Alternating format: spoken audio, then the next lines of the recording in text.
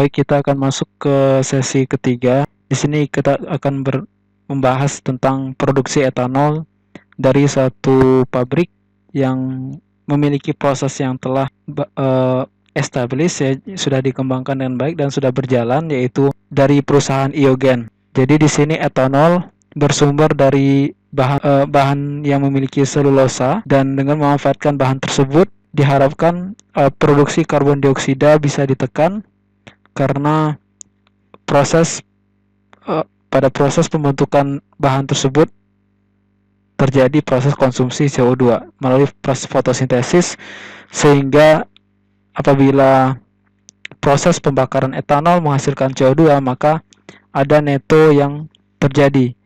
Jadi saling menghilangkan dan diharapkan bisa meminimalisir terbentuknya karbon dioksida. Kemudian biomasa tersebut bisa berasal dari residu pertanian atau dari tanaman yang ditujukan untuk energi, seperti rumput alfa-alfa dan sejenisnya. Kemudian selulosa tersebut dikonversi menjadi etanol, dan setelah terbentuk menjadi etanol, untuk pemanfaatannya sebagai bahan bakar dicampurkan dengan gasolin pada persentase umumnya dari 10% hingga 80%. Hal ini telah diterapkan pada korporat Iogen dengan kapasitas produksi sebesar 2.000 galon etanol per hari, dan akan ditargetkan untuk skala yang lebih besar sebesar 170.000 galon per hari. Garis besar pemrosesan dari biomasa menjadi etanol kita lihat di sini melalui proses pretreatment. Pretreatment ini menggunakan steam explosion, dan mekanismenya telah kita bahas di pertemuan-pertemuan sebelumnya. Setelah pemrosesan steam explosion, diberikan treatment enzim untuk mendekonstruksi selulosa, hemiselulosa, dan lignin menjadi monomer-monomer atau polimer-polimer yang lebih pendek.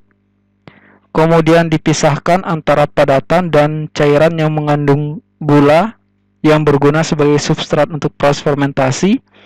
Padatan tersebut dimanfaatkan untuk proses pembakaran untuk memanaskan steam yang bisa membangkitkan listrik dengan menggunakan turbin.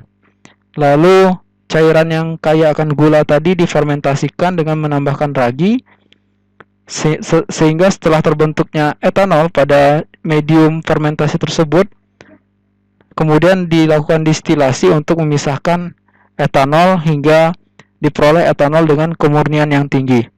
Ini adalah gambaran keseluruhan dari pabrik yang menerapkan prinsip ini untuk skala produktif, untuk skala industri.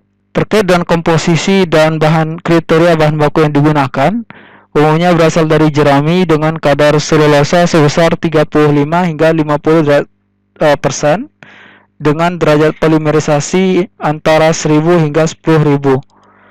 Kemudian untuk komponen hemiselulosa dan lignin memiliki kadar sebesar 15 hingga 25% dan 15 hingga 30%.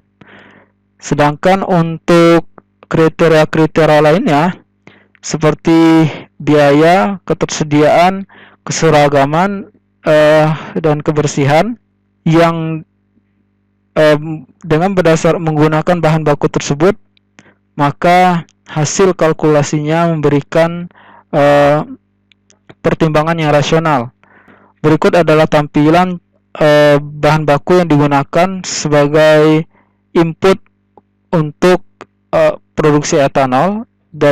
Terdapat berbagai macam contoh jerami ataupun sisa-sisa limbah pertanian, dan di sini profil dari bahan baku tersebut ada yang dari limbah gandum, kemudian ada dari rumput, ada juga dari bongkol jagung, ada dari kayu maple, ada dari kayu pinus, ya.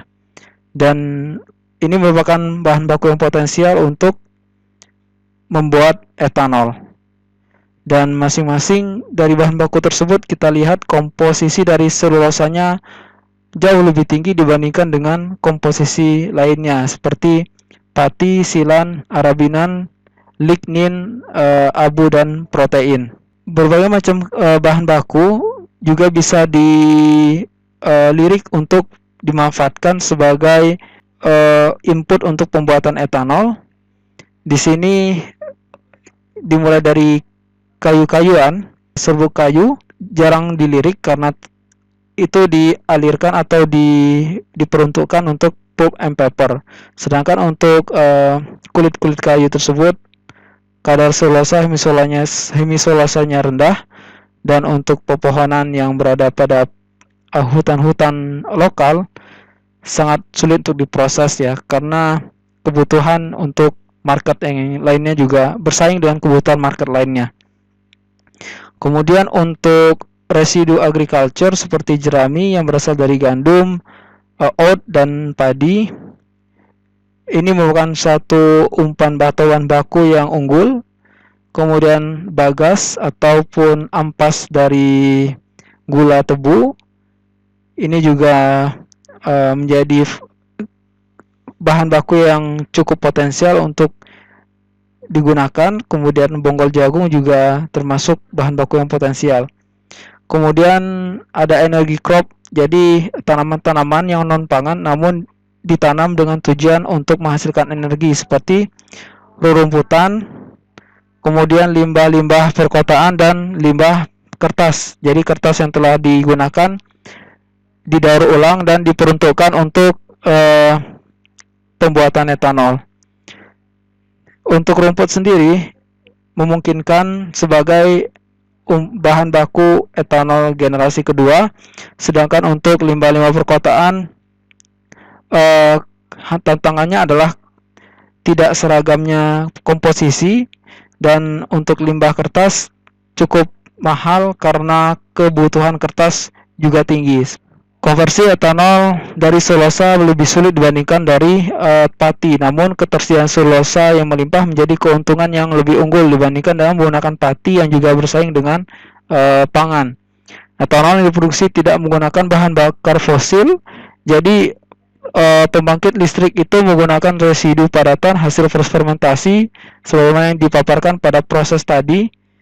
Kemudian dengan memanfaatkan limbah-limbah yang berpotensi untuk menghasilkan energi, maka limbah yang akan keluar ke lingkungan tersebut berhasil ditekan, dan tahapan konversinya dimulai dari pre-treatment, di mana di sini bal jerami itu dihaluskan, kemudian didekonstruksi secara kimia menggunakan asam sulfat, dan treatment steam explosion pada temperatur 180 hingga 260 derajat Celcius dengan presentasi asam sulfatnya sebesar 0,3 hingga 2%. Lalu proses tersebut diberlangsungkan selama 0,5 hingga 5 menit dengan prinsip steam explosion. Pada proses tersebut terjadi reaksi kimia. Sebagian hemiselulosa terdegradasi menjadi selulosa menghasilkan furfural, sedangkan sebagian dari selulosa juga terdegradasi menjadi glukosa dan lebih lanjut menjadi hidroksi metil furfural. Sedangkan lignin terdepolimerisasi. Namun meskipun dia terdepolimerisasi, sifat lignin itu tetap tidak larut di air atau larutan asam. Sedangkan kadar protein yang terdapat pada bahan baku tersebut akan rusak karena temperatur yang sangat tinggi.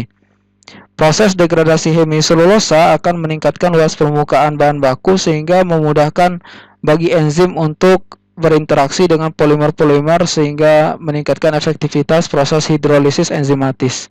Enzim yang digunakan berasal dari jamur yang diproduksi pada pabrik itu juga. Jadi jamur yang digunakan adalah jamur trichoderma pada substrat jerami dan diproduksi menggunakan fermentasi terendam menggunakan bioreaktor yang secara komersil telah diterapkan di beberapa perusahaan biotek yang lainnya seperti Novozymes, dan volume fermenter untuk memproduksi enzim ini sebesar 50.000 galon. Memiliki nutrisi kompleks seperti sumber karbon, garam, sumber energi lainnya seperti corn stick liquor. Jamur ini bersifat aerobik. Pada proses diberikan perlakuan aerasi atau suplai oksigen, dan fermentasi tersebut berlangsung selama 1 minggu.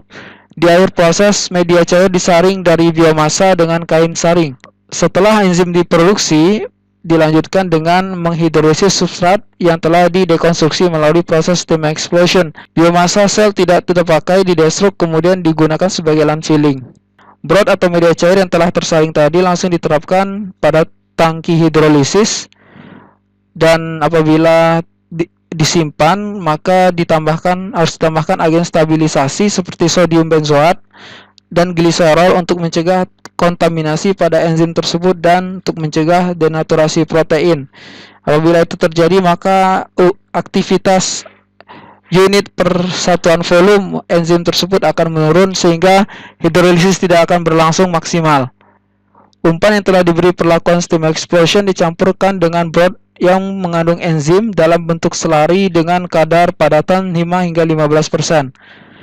pH kondisi operasi berlangsung pada 5 dan temperaturnya pada 50 derajat Celcius selama 5 hingga 7 hari. Dan volume kerja tangki hidrolisis tersebut sebesar 200.000 galon. Diketahui hasil proses tersebut 90 hingga 98% selulosa yang terdapat pada substrat dikonversi menjadi glukosa dan itu merupakan substrat utama untuk produksi etanol. Sedangkan pemrosesan lignin, hidrolisat yang mengandung fasa terlarut itu yang akan digunakan sebagai umpan fermentasi, sedangkan fasa yang tidak terlarut yang mengandung lignin dan turunannya ataupun selulosa yang tidak terdekonstruksi dengan baik akan dipisahkan disaring menggunakan filter flat frame, dan ampas tersebut yang tertahan akan dibakar untuk menghasilkan energi di unit generator. Lignin juga dapat digunakan dalam produksi surfaktan. Jadi itu adalah gambaran filter yang digunakan, yaitu flat and frame, dan bentuk surfaktan yang dapat diturunkan dari lignin. Pada saat proses fermentasi pada hidrolisat cair ditambahkan jamur, yaitu Saccharomyces cerevisiae, jamur yang sudah umum baik itu di industri pangan lainnya seperti pembuatan roti dan pembuatan minuman-minuman. Hasil fermentasi tersebut didistilasikan dan etanol akan keluar sebagai produk atas atau distilat. Perolehan etanol tersebut sebesar 75 galon untuk setiap ton jerami yang digunakan sebagai input atau feedstock. Produk etanol yang diperoleh denaturasi dengan 1% gasolin. Proses denaturasi itu untuk membedakan bahwa etanol ini digunakan untuk proses bahan bakar. Apabila tidak didenaturasi, seperti enzim-enzim di medium tersebut masih ada, maka kemungkinan besar akan terjadi proses lanjutan yang bisa mengubah etanol menjadi asam, dan itu tidak diinginkan. Produk terdenaturasi dicampur ke bahan bakar dengan persentase 10 hingga 85% bioetanol. Dan pemaparan tadi adalah akhir dari sesi ketiga. Silahkan disimak kembali video-videonya dan kan kita diskusikan pada sesi meeting yang telah disepakati.